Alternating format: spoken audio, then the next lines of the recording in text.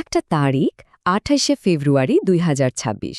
এই দিনটা বলতে পারেন মিডল ইস্টের পুরো জিওপলিটিক্যাল ম্যাপটাকেই যেন ওলটপালট করে দিয়েছে। ইরান, আমেরিকা আর ইসরায়েলের মধ্যে যে সরাসরি সংঘাতটা শুরু হলো, সেটা কিন্তু এই অঞ্চলের বহু পুরনো হিসাব নিকাশ একদম নতুন করে লিখতে বাধ্য করেছে। তো চলুন আজকের এই আলোচনায় আমরা বোঝার চেষ্টা করি এই সংঘাতটা ঠিক কতটা গভীর আর এর প্রভাবগুলো কতদূর পর্যন্ত যেতে পারে। আর এটাই হচ্ছে আসল কথা।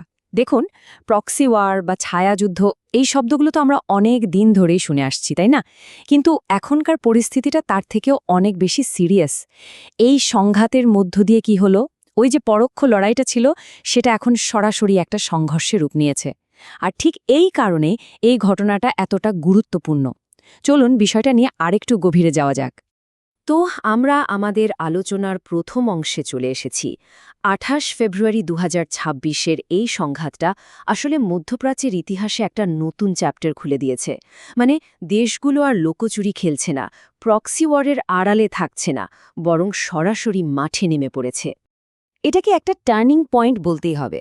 মানেটা কি দাঁড়াচ্ছে? ব্যাপারটা এখন আর ছোটখাটো অ্যাট্যাক বা শুধু হুমকি ধামকির মধ্যে নেই।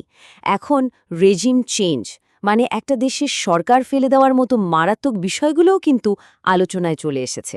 ভাবুন তো পরিস্থিতি কতটা ভয়াবহ। কিন্তু একটা বড় প্রশ্ন তো থেকেই যায়, তাই না?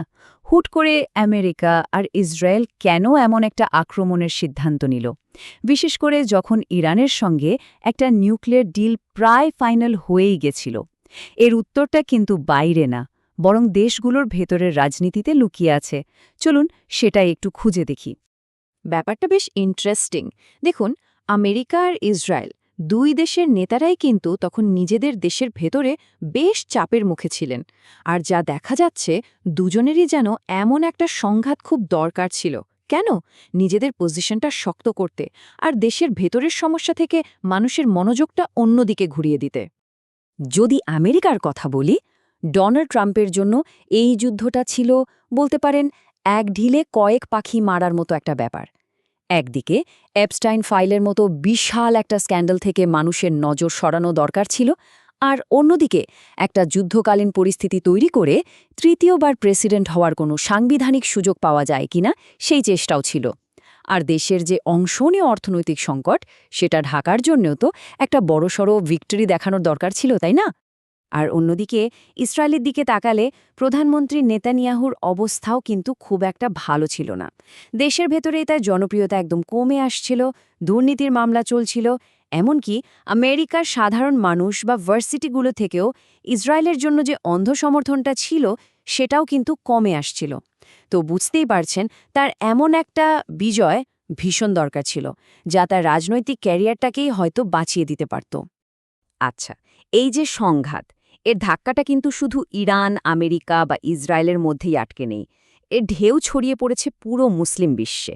আর এর ফলে দেশগুলোর মধ্যে বিভেদ বাড়ছে, সাধারণ মানুষের জীবনটা আরও কঠিন হয়ে উঠছে। এর সবচেয়ে বড় রাজনৈতিক এফেক্টটা কি? সেটা হলো ক্ষমতার পোলারাইজেশন বা মেরুকরণ।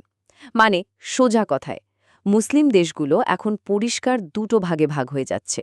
আর এটা ওই অঞ্চলের স্থিতিশীলতার জন্য যে কতটা বড় হুমকি, তার বলার অপেক্ষা রাখে না।